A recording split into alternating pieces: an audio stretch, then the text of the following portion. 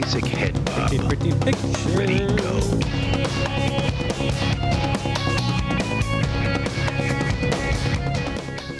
Hi. How you doing? Bradshaw with you here on Wednesday afternoon. Straight up, 1:30. Well, it'd be straight down, I guess. I'm not sure which way. Dogs and cats living together. Mass hysteria. Anyway, it's 1:30 here in the capital city, in most places in the central time zone. Email radiobradshaw@gmail.com and follow me on Twitter, twitter.com/radiobradshaw. See the... apparently, I'm irritating to the Iowa GOP now. I'll explain their defensive nullification. An idea that went very Who are you well. irritated to? The Iowa GOP. Well, you're irritating to about everybody, aren't you? Not really. I mean, isn't that what you're going for? These days, and I think I can speak as an authority on this. Republicans are very easy to troll. Now, there are different types of trolls. There are the I put on my, wizard hat and robe types. And the other one is, and let's go back. You know what trolling is, right? Mm-hmm. You put the bait out there and you see who jumps. Yeah, it's a method of fishing. Well, online. But you're using it in a metaphorical sense. Yes, I get it. It's you put out there and you see what bites. And I think I can speak as an authority on this because it's what I've done for a living. Republicans are very easy to... I shouldn't say extremists are very easy to troll. Now, a lot of people do it just to get their kicks and rile people up. I like to think I have a higher purpose, and that is get Republicans talking. And the more they talk, the better it is for my side. Conservatives go, the liberals are trying to shut us down. They're trying to shut us up. And it's, by the way, they're absolutely right. When I see Republican lawmakers, when I see prominent conservatives talking, I want them to stop talking long enough to get TV cameras and more microphones there so that we can get it recorded. One of the greatest things, I think, to happen to the American political system is the proliferation of camera phones, the little flip cameras, you name it. It really started, maybe the pinnacle of this was George Allen's macaca comment. And then, through the 2008 election cycles, when we really saw every town hall meeting, every stump speech, and podunk appearance would have, at the very least, a member of the other campaign with a camera documenting everything. And a lot of times, whether it's the Iowa caucuses, these big events that bring people together, many different groups. And I'm not talking about doing like a James O'Keefe undercover, sting. By the way, if O'Keefe, the Acorn guy, Google James O'Keefe sex boat if you want to know how those guys operate. That's not what I'm talking about. I'm just talking about getting their, material down. Gone are the days where a Vanderplatz or a Spreading Santorum or a Huckabee could go to a pizza ranch, throw out, red meat for the base, and then walk away from it on the national scene. I don't know what you're talking about. I would never say such a thing. Republicans were not ready for a YouTube world. And they're still not. There are the obvious cases of the Christine O'Donnells who have a long record of saying crazy things, going back to the mid-'90s on, television that ends up being dredged up.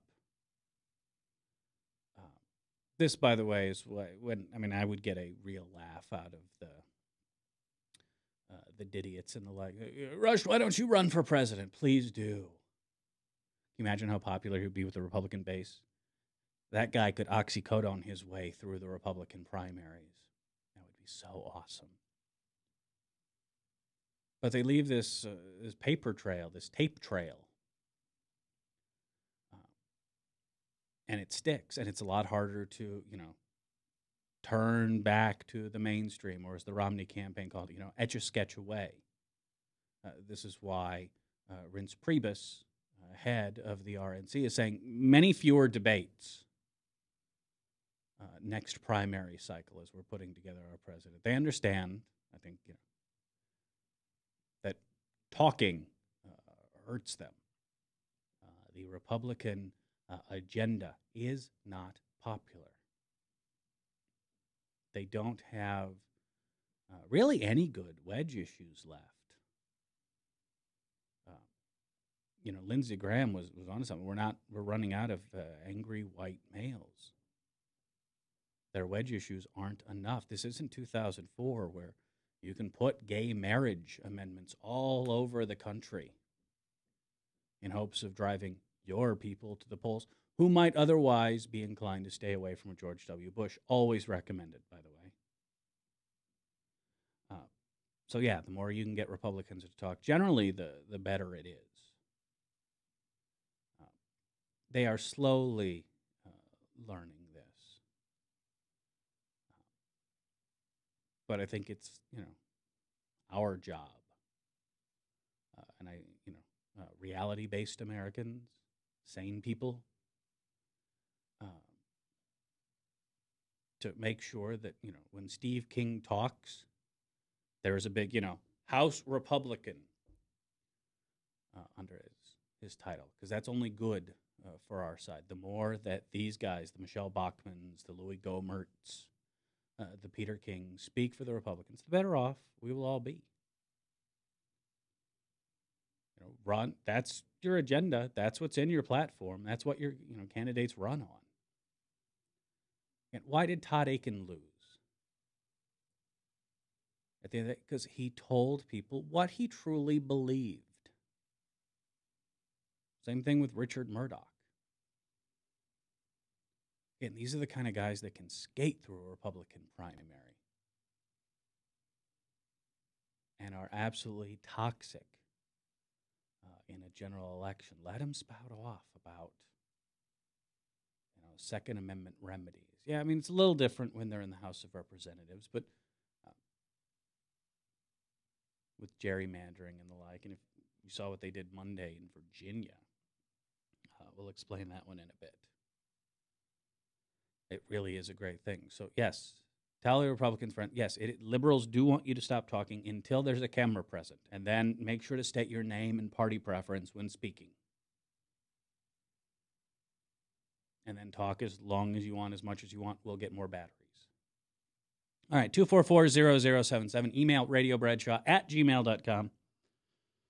Twitter.com/Radio Bradshaw. So yesterday it was Lone Star University down in Texas. Turns out it wasn't a mass shooting. It was a rolling gun battle, right? This is what the NRA says we need more of, right? Or is this, and I'm not sure how I was never good with multiplication. If you have two people shooting at each other, which one's the good guy with the gun to stop us from the bad guy with the gun? Or do we need two more people with guns?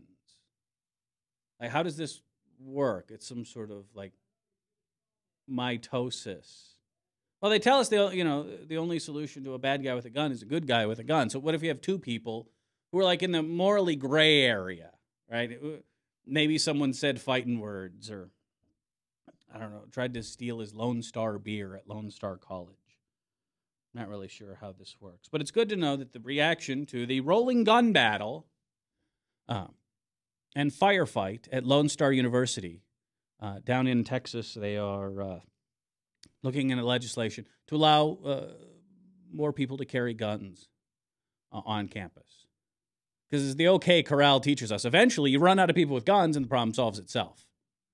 Now, I'd prefer it not come to that, but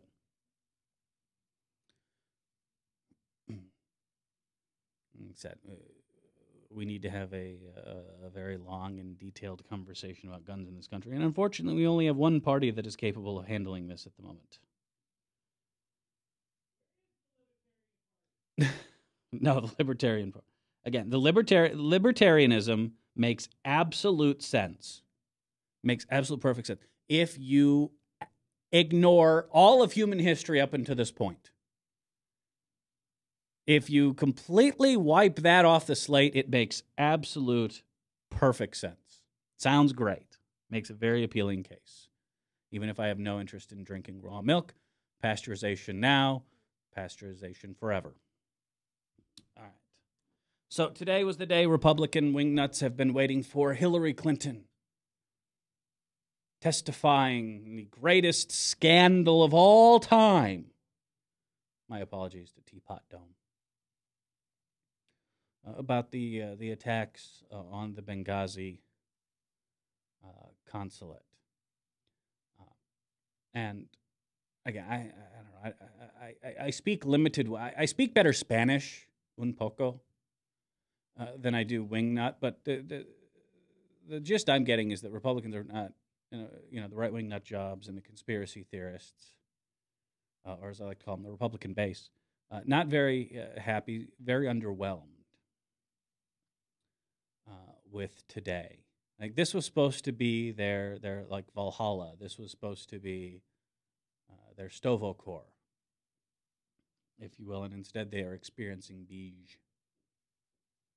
They were expecting some sort of grandiose. I don't know where these expectations came from, other than the mouth breathers who give them their opinions and tell them what to be angry about on any given day. But watching the response, a little deflated. The Michelle Malkins of the world has a bit of a sad. And got to give credit. I think Charles Johnson, reformed wingnut. He's one of those guys, and there's a collection of pretty high-profile ones, who just lost their minds after 9/11. Dennis Miller, I think, is a good example of this. Frank Miller, the author of Dark Knight Rises, author of The Dark Knight. They just lost it after 9/11. Fear, hatred of the other. Again, bad combo. I wouldn't even say they became conservative, because I think a lot of cases, their old views about society are still there, but just something broke. And Charles Johnson was one of those guys, very, anti-Islam in all forms. A couple years ago, had a distinct break, and kind of documented it as why I'm making a break with the right. It's findable on a site, Little Green Footballs, which again used to be one of the most atrocious places on the internet, not named 4chan. So I think he nailed it. What the Benghazi idiocy is really about. The GOP is implying that Obama sympathizes with al-Qaeda. Romney said it the night of the attack. You remember, before we even knew about Ambassador Stevens or the two Navy SEALs, again, Mitt Romney was literally smirking on stage, throwing this in the president's face. And I understand the play that Democrats are weak on national defense. This has been, going back to the 70s. It's just been, out of the Republican playbook, is an old standard. It's a little bit gone the way of the T formation, however, considering we have a commander-in-chief that not only pulled the trigger on the bin Laden raid, risking his presidency. Last November would have looked a lot different, all right, if SEAL Team 6 had been unsuccessful. if that raid had gone wrong. Ask Jimmy Carter. Ask the Algerian government, who just this week learned what happens when you give the go order. Things don't go as planned. If that raid had gone south, also doesn't hurt that the same way that you and I shuffle players on our fantasy baseball team, or the president puts together his kill list and sends drones after them. So it's really hard to go after this guy, the president, on those grounds. So Republicans are going to try, nonetheless. And there's certainly been an angle of, he's a Muslim.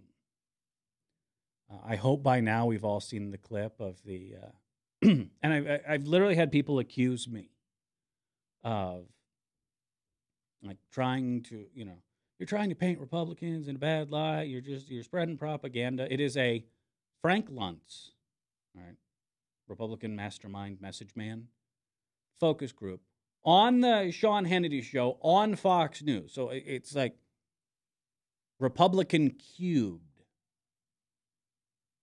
And that's what I think makes it so damning. It was a group of Iowa Republicans in a focus group responding to, I think, a State of the Union address, some speech by the president. How many of you think that Barack Obama is a Muslim? And more than half the hands. But I mean, no, these people weren't kidding. These people were doing this on national television. I mean, even Frank Luntz. I mean, he really is a messaging mastermind. Again, we can agree that, evil genius is genius. It's evil. Frank Luntz is an evil genius with really bad teeth. Seriously, do a Google image search on Frank Luntz and check out, he's got like a lemon chiclets or something going on in there. Neither here nor there. But over half the hands in that room go up, and he says, do you know what this makes you look like? And in a flaming bout of dishonesty, I think people say, yes. No, you really don't. But this was that, election gambit, the October surprise Hail Mary. Can we link the guy with his own kill list, right, who ordered the raid on bin Laden? Can we paint him as an al-Qaeda sympathizer? And they tried their damnedest, and it worked, again, among wingnuts. Inside the bubble, it probably makes absolutely perfect sense. But I think it leaves your average American kind of scratching their head going, what the deuce?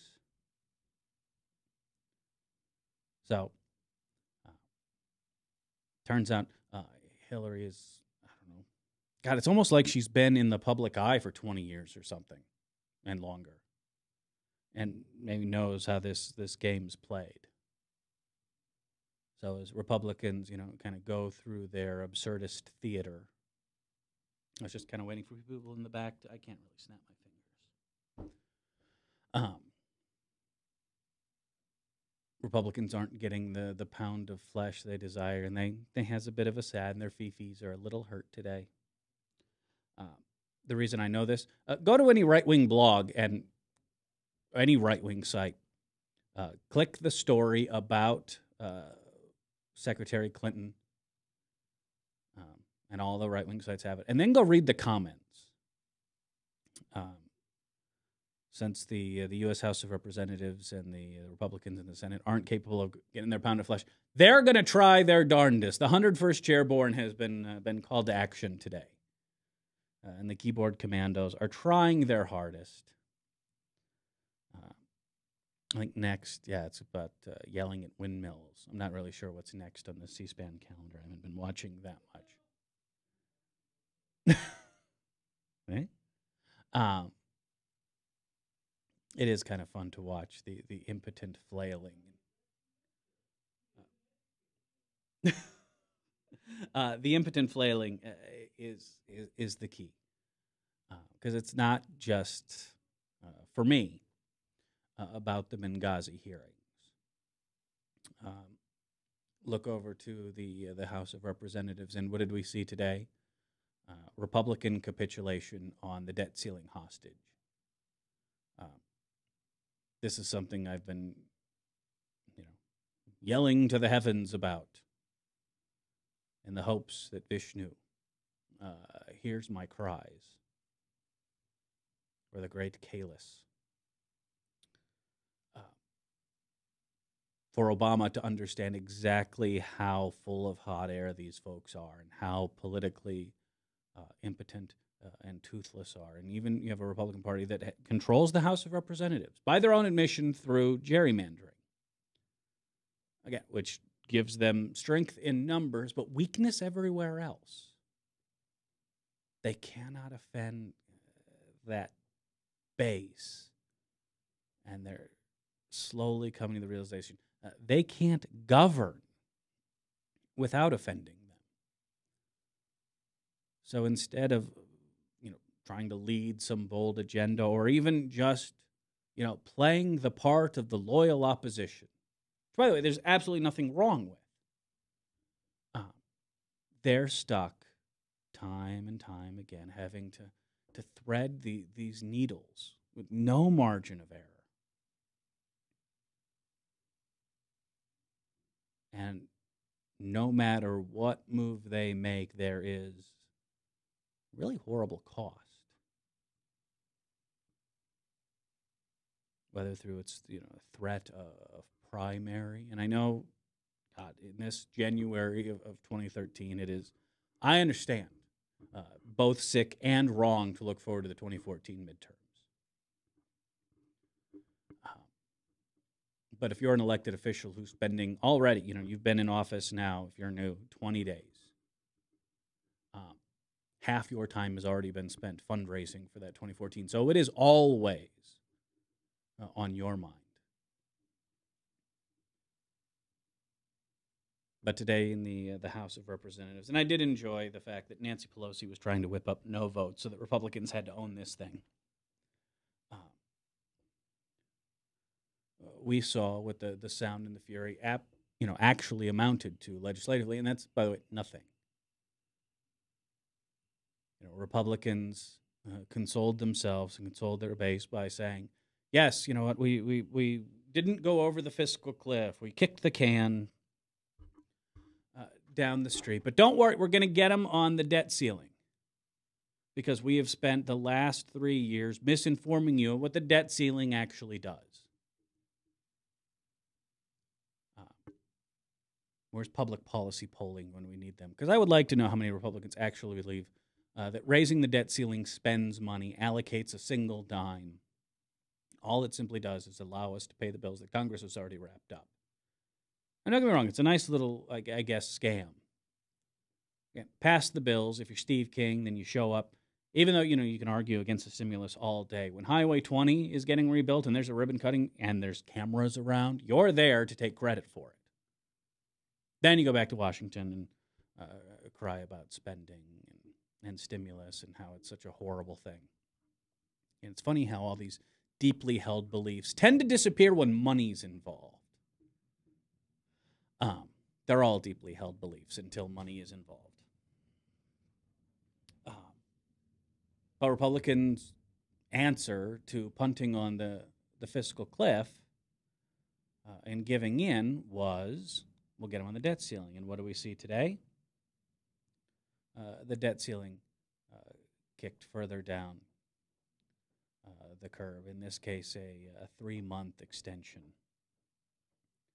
And, the cat's out of the bag. Once you realize, in fact, the terrorist will not shoot the hostage. They're not going to kill, in this case, the American economy. It shows just how toothless and full of hot air they are. And I wish Obama would have learned this 4 years ago.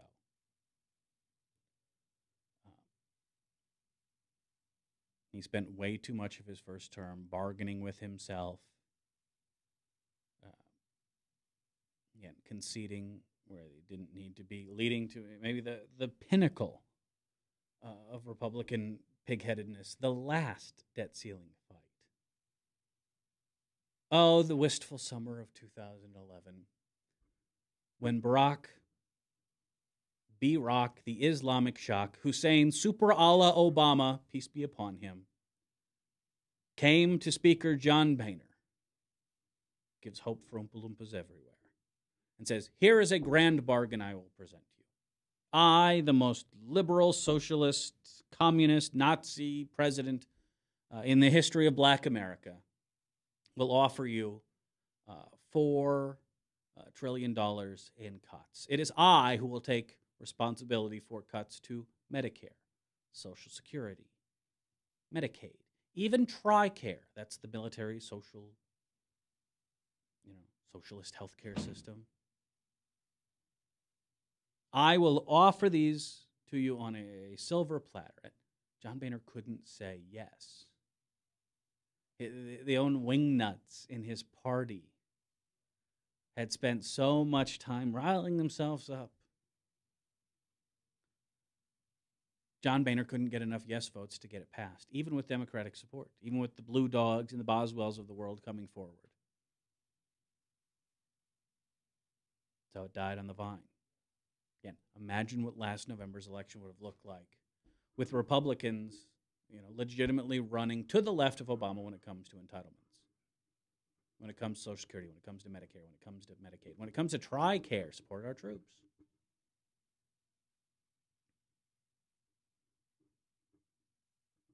I mean, if that didn't teach Obama exactly how useless congressional Republicans are, then I didn't think anything was going to. But obviously something has changed. I think we saw this with the inaugural address. For maybe the first time, our socialist, Marxist, communist, Kenyan anti-colonialist, black president, maybe for the first time, sounded blatantly liberal. Even Republican commentators and conservatives were saying, wow, that was a liberal turn. I think Atrios was onto something. It's not necessarily that Barack Obama is a flaming liberal, because I don't think he is. He's a centrist Democrat with some strong issues on strong beliefs on social justice.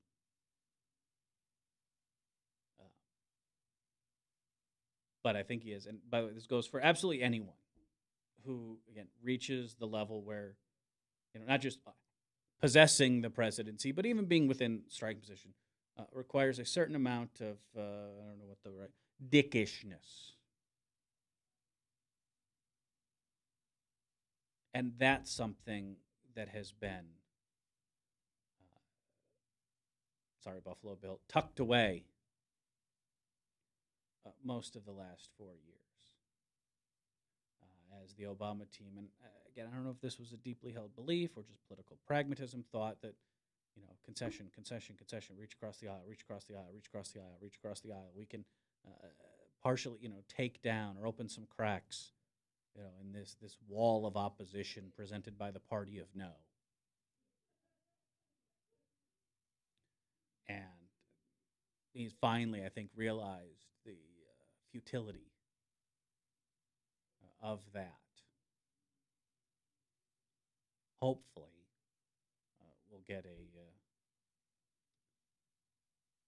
get 4 more years of, in reality 2, because then everything kind of goes to hell as the next presidential cycle. But I want to see some more dickishness from Obama. And it's not like Republicans haven't earned it with all the stuff they've thrown at him over the last 5 years. All right, got to take a break. Email me, radiobradshaw@gmail.com. Follow me on Twitter, twitter.com/radiobradshaw. Just go to thebradshawshow.com. It has almost all of your Bradshaw needs taken care of. And if there's a need that doesn't, I don't want to hear about it. Take it somewhere else. I'll be back right after this on The Bradshaw Show on Webcast One Live. Thank you for watching. Back in a couple minutes.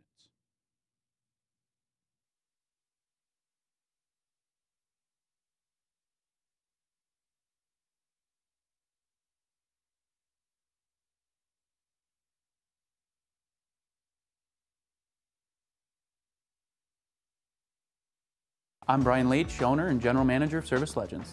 So I brought along a couple of the home comfort heroes. Hi, I'm Tammy Wells. I am Nick Wondershad. I am Administrative Manager I am the Senior Technician. from Service Legends. It seems like every good thing, when you feel it to the bone that it's good, there's a lot of hard work put behind it. I don't think that you can fake it and have it turn out good. You know, if we seem like, okay, that's just weird, it's just a furnace, why would you believe so deeply in a furnace? It's not just that, you know, we want to show the world that you can have good service. Yeah, I mean, it's got to be, it's your home. You know, it's built into our daily trainings, it's built into our culture, that we're gonna do whatever it takes to have each client say they love us, period. That's why we spend all the hours in the training that we do. And if we guarantee it's going to be a good experience for you, or else it's free, what type of work do you think we're going to do? There is a guarantee. Temperature selection guarantee, fixed right or it's free guarantee, comfort guarantee, best value guarantee. All of these guarantees hold us accountable to ensuring that we exceed your expectations. And if for whatever reason we'd fail and we can't make it right, we guarantee all of those guarantees with a 100% money back guarantee. I mean, if you don't think that your technician can fix it right, are you gonna say that to a client? No. You don't have to worry about having a technician come to your house. We drug test, background check all of our team members. We put safe people in your home. Each and every one of our service techs, 400 hours a year in training. You tell it the minute they walk in the door. They know what they're doing, they've done their homework, and they actually truly care about what you want. Because at the end of the day, you're the person that makes sure I have a job. They're gonna be listening. They're gonna wanna know what your challenges are. Then they're gonna come and give you options, and you get to choose. If I'm there to help and I make it easy and painless, I did my job right that day. Well, when it comes to your comfort, safety, and your family, you know, you don't necessarily go buy the most expensive, but you get the most bang for your buck. Oh, it's worth it, because there's a lot of people that will find a way to get it to work right now and then leave and then come back, charge you again, and the cycle just repeats itself. So when I'm out there looking at the furnace, I want to find why it failed today. How can we change the part today with something that you're not going to have to worry about? Is it worth changing the part today? I mean, you can put a lot of money into a furnace. I can fix parts all day. There's good job security in that for me, but is it the right thing for you? I get a lot of the phone calls of after the technicians are there. They're just in awe. They're like, wow, you guys are great. I mean, I don't even know what to say. You guys are great. Everything you did was perfect. It was great. Keep going though, I like this. Just give us a try. I'm gonna take all the risk. I've got the time to make this right. I've got the support to make it right. Just check us out. And if you don't see the value in what we do, I mean, fixed right or it's free or 100% money back. enough said.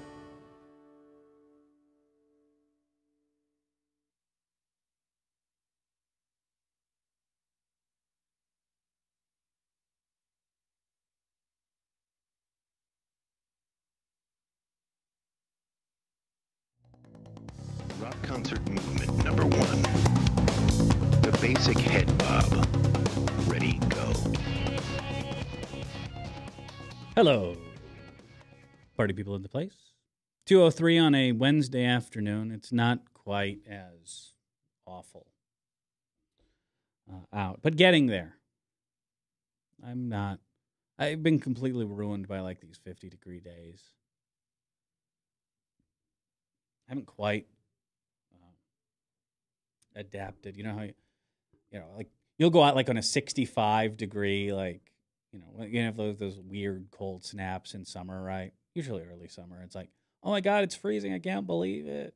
It's 65. Meanwhile, if it was 65, half of Des Moines would be out wearing shorts. You become acclimated to the cold. I'm for whatever reason, I'm not getting that this year. Maybe that's why the driving is so bad.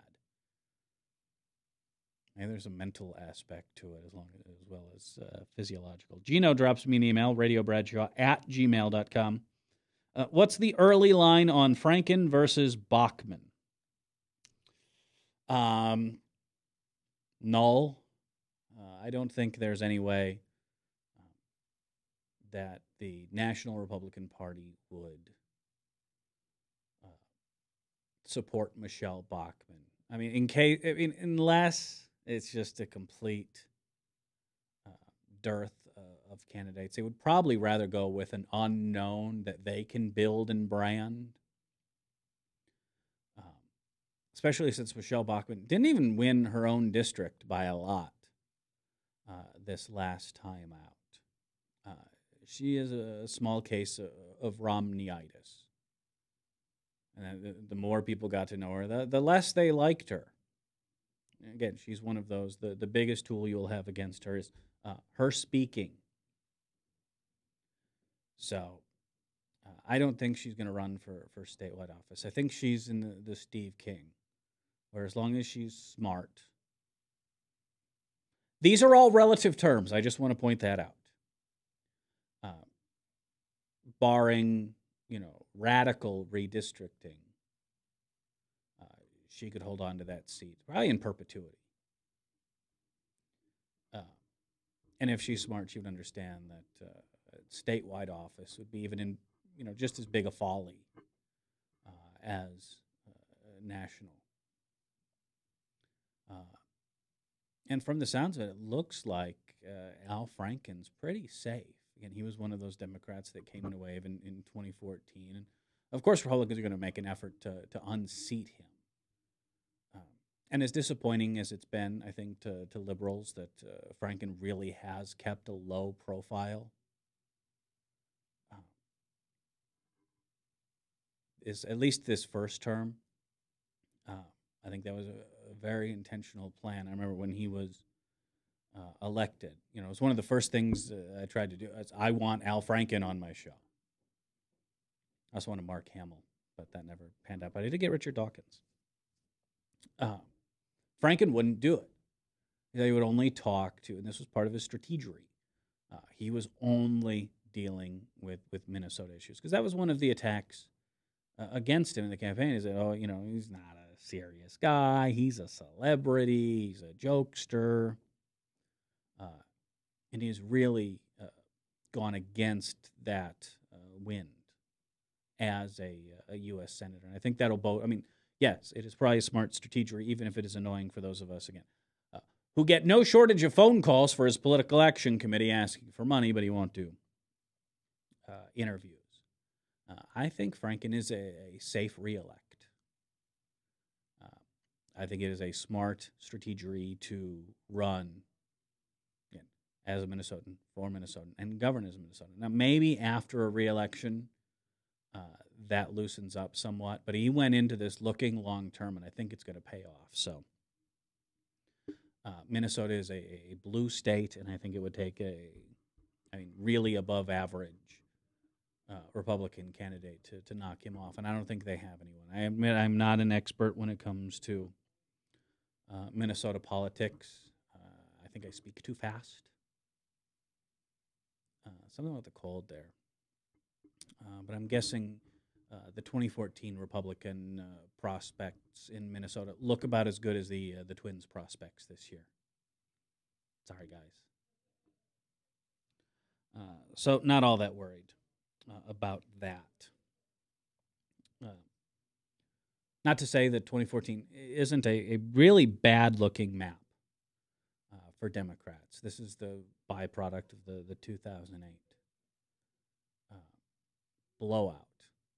Come 6 years later, you got to defend all those seats, and we have a lot more seats to defend than Republicans. But everyone said 2012, fait accompli, Republicans are going to take back the Senate, all hell's going to break loose, and we saw how that played out. Again, Republicans have a long way to go in being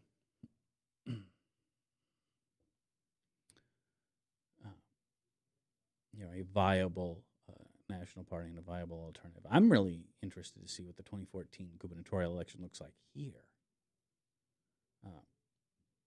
I'm sticking with my prediction that I doubt Branstad runs again. A myriad of reasons. Some people are saying, age is finally catching up. I am of the belief that he is not enjoying himself. He is not. I think he came in expecting, fighting and feuding and arguing with Democrats. I don't think he expected all of the infighting with Republicans. And I don't think in a million years he would have ever predicted that his own state's party would be taken over by Ron Palciaks. That is maybe my favorite. Bad fundraising, bad candidate recruitment, you name it.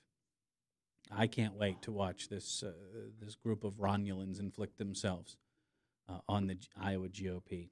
On their Twitter, they posted an article from the Register. And this is mostly grandstanding, mind you, pandering to dullards. We're seeing this, like, maybe the prime example is in Mississippi. And as the president ran down his list of 23 herb spices and executive orders when it comes to gun control, the typical cries of tyranny, along with an absolute 100% lack of specifics on which of these executive orders, and I ran through all 23 yesterday, they're easy to find, amounts to tyranny and dictatorship. So far, I've yet to get an answer. But in Mississippi, and this one goes all the way to the governor, which is why it's a little more high profile, but calling for legislation that would make unconstitutional gun policy taken by the executive branch. Now, they have a term for this called nullification. It was very popular in places like Mississippi in the 1850s. That didn't work out so well for them. Just Google General Sherman, and you'll see what nullification leads to. It was a very popular idea among people who thought that it was a really good idea to buy, sell, and trade human beings. Later on, the descendants of nullification thought it would be a really good way to avoid school segregation. So it has a very proud history, heritage, not hate. And now we're seeing it among wingnuts here in the Iowa House of Representatives. So the Iowa GOP posted on their Twitter feed, look at this. Look how proud we are. And I posted, nullification, that always ends well.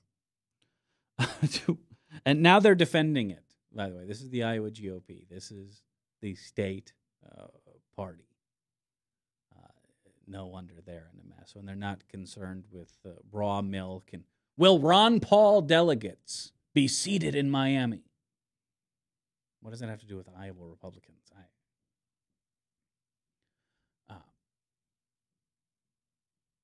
They're out calling for nullification. Again, this is going to be a fun session.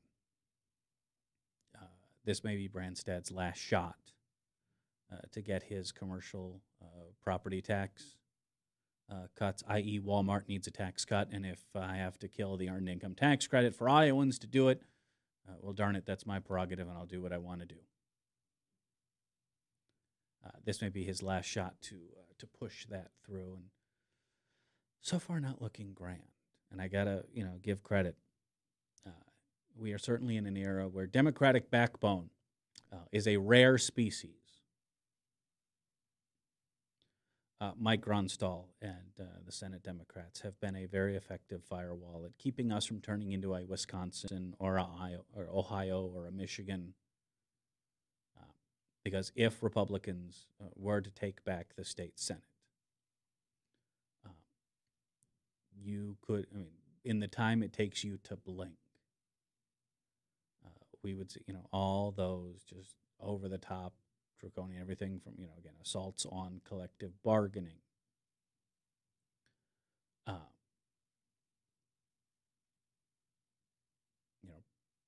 Tax cuts for large corporations.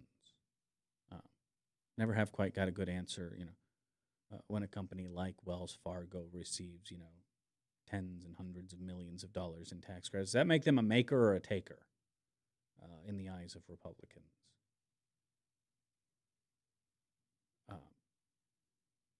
Again, more ground given to, factory farms, because who doesn't want hog lots next to their neighborhood?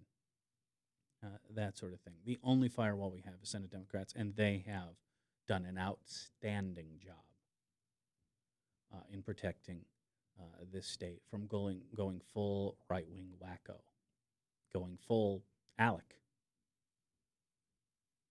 This is the group that brings Republican lawmakers and big business together, occasionally state lawmakers, not being always the brightest bunch on the face of the earth, literally turn in papers directly printed from the ALEC. We have had bills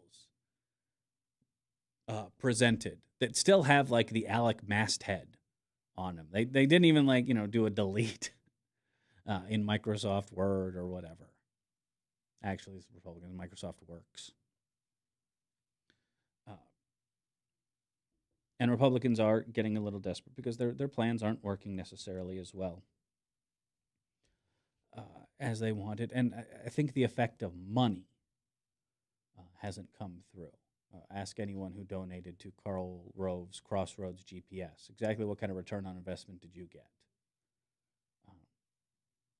So as the saying goes, if at first you don't succeed, change the rules and put them more in your favor. In Pennsylvania, there is talk of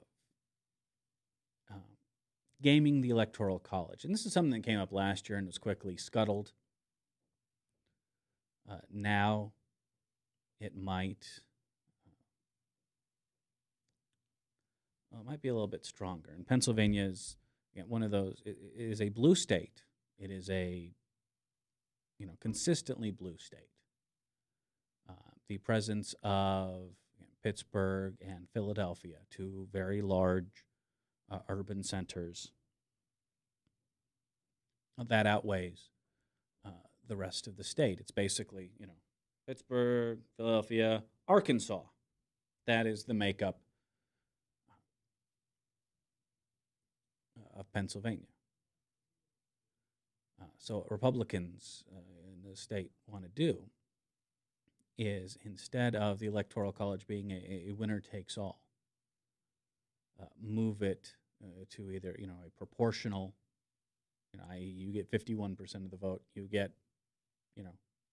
half plus one of the state's electoral votes, looking to add a buffer as Republicans come to understand the map is less and less friendly for them. In Virginia, they took it one step further. Typically, redistricting is something that is done once a decade in conjunction with the census. All right, 2010 census occurs. Iowa's new numbers come out. It turns out, we only have 4 districts. Okay, we need to redraw our state House districts. We need to draw our state Senate districts, and we need to draw our congressional districts. It's typically a long, arduous, and in most states, a highly partisan process. This is where gerrymandering comes from. Virginia decided, you know what, we redrew the lines, but we want to redraw them again. Now, we have a tie in the state Senate, so how are we going to pull this off? Got it. On Monday, with one Virginia state senator attending the inauguration, breaking the tie, state Senate Republicans in Virginia voted to do a midterm redistricting to further shut out Democrats.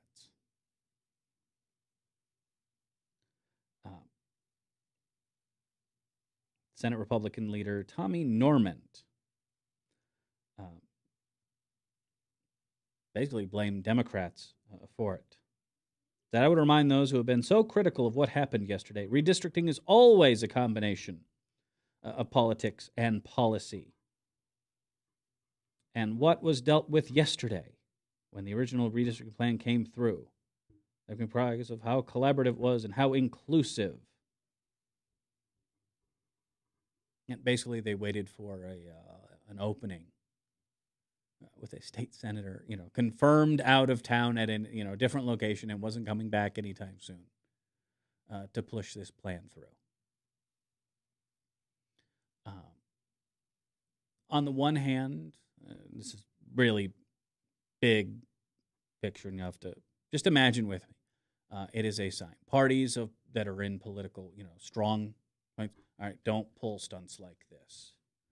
People who are assured of their future don't pull stunts like this. There's too much risk. The risk versus reward ratio is off. And whether it's, a governor in Michigan, Rick Snyder, who for 2 years, said every time he was asked, what, right to work is too divisive. And then, literally overnight, hey, we're passing it in a day.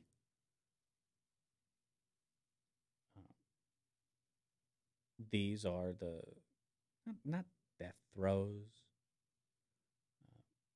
but I think the folks who write very large checks to the GOP are coming to understand that their influence is waning.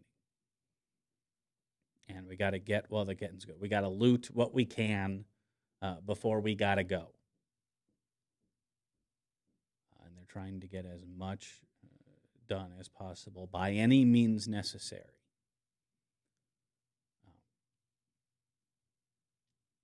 And hopefully, and I think we've seen this with Obama for America, turning it from a campaign unit to a national, organization, a permanent national organization, that there is a very high cost for Democrats taking our eye off the ball. I understand. I may have done it myself. The urge to, spike the football, do the electric slide. How does the icky shuffle go? It was like, am I dating? How old are you? So you remember the icky shuffle, right? No? Okay. Never mind. I'm old. Someone get me a Geritol and maybe one of those Ensure drinks or something before I break a hip. God, I feel old. I understand the urge to do that with a big victory like 2012, but can't take our eyes off the ball. State elections are not as sexy. This is not a comment on Governor Branstad at all. I'm just saying that they're not as sexy as a presidential race or even something national, and people don't take them seriously enough. And hopefully, the Iowa Democratic Party, hopefully groups like, Obama for America, keep the pressure on, keep the attention level, certainly not as high as it would be in a presidential year, but at least on the radar. And we seem to be moving in that direction. Because in a state, like Iowa, like Minnesota, even Michigan, there's no excuse for the Kent Sorensening of our states. I guess now, thanks to local, we now know that Ken Sorensen in the maker-taker discussion is a taker of at least $7,500 a month. But again, you're going to see more of this, and Democrats need to be on guard. And this is why it's so important to support. I don't like everything Mike Ronstall does, and I don't like everything state Democrats do. But they are our protection against moves like this. And maybe one angle, and it's still determined, but Republicans have seen their opening. And fresh after a drubbing on Obamacare, this year we are expected to see a Supreme Court decision challenging the Voting Rights Act. In particular, are the states who fall under the Voting Rights Act. And for those of you who maybe grew up in a Republican household, there are some states, our southern brethren, who maybe have a little history of not being open and inviting of all people to come and take part in the electoral process.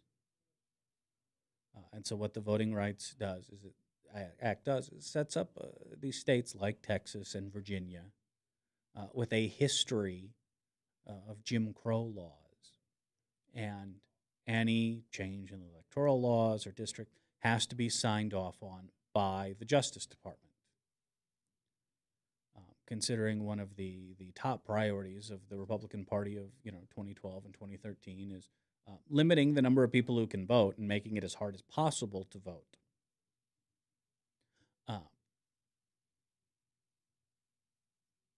The Voting Rights Act gets in the way. And so what we are seeing is a Supreme Court challenge.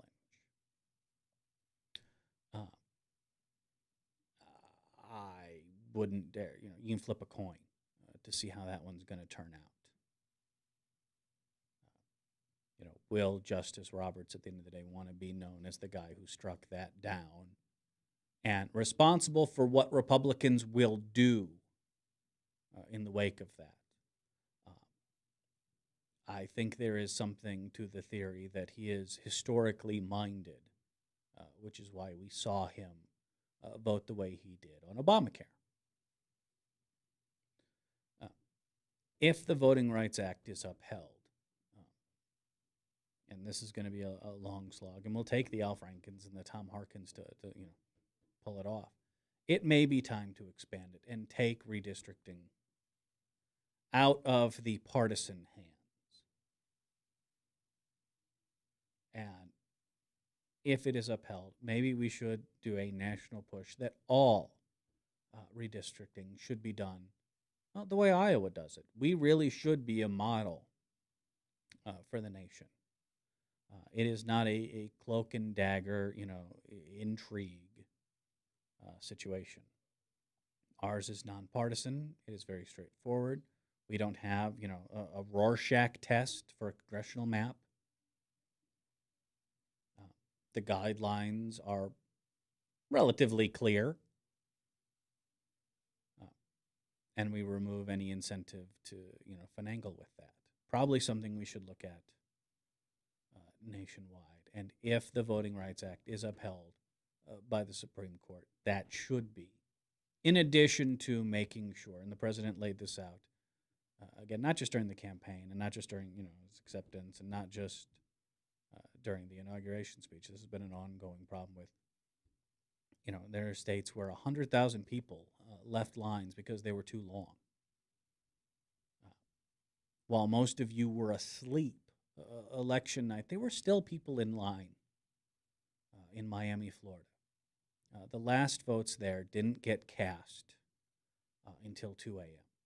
And those weren't people who, by the way, showed up last minute, because the line cuts off when the polls close.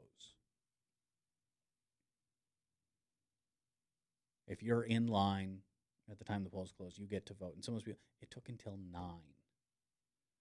That's why I was offended yesterday. I talked about the piece from Craig Robinson at the Iowa Republican, who took umbrage with the president pointing out that we need to make sure that everyone, again, has the ability to vote in a timely manner. I'm going to guess, and I don't know where he lives, and I doubt he would tell me, I have never had to wait more than 15, 20 minutes to vote. And even now I'm like, geez, what kind of slave camp are you guys running here? Because I've generally lived in, nice suburbs, white, new equipment, no muss, no fuss. And I think there certainly is an argument where if it takes me 20 minutes to vote, it should take someone in downtown Detroit or St. Louis or Miami the same amount of time. And states should be required to make sure that happens. I guess Republicans could go the other way. If it takes folks in Miami 6 hours to vote, it should take 6 hours in Clive. Love to see how Brad Zahn responds to that one. Banging on a window or something. All right, I got to scoot. Email me, radiobradshaw@gmail.com. Follow me on Twitter, twitter.com/radiobradshaw. Or just go to thebradshawshow.com. It's got links to the archives there. There's a bit of my Twitter feed, so you can see all the snarky things I write to Chuck Grassley, who likes to invoke Ronald Reagan when it's convenient, and then ignore him when it comes to things like supporting the assault weapons ban, but that's neither here nor there. Until then, stay warm, and we'll reconvene. All right, it's Bradshaw here on Webcast One Live. Thank you for watching, and I will see you fine folks tomorrow.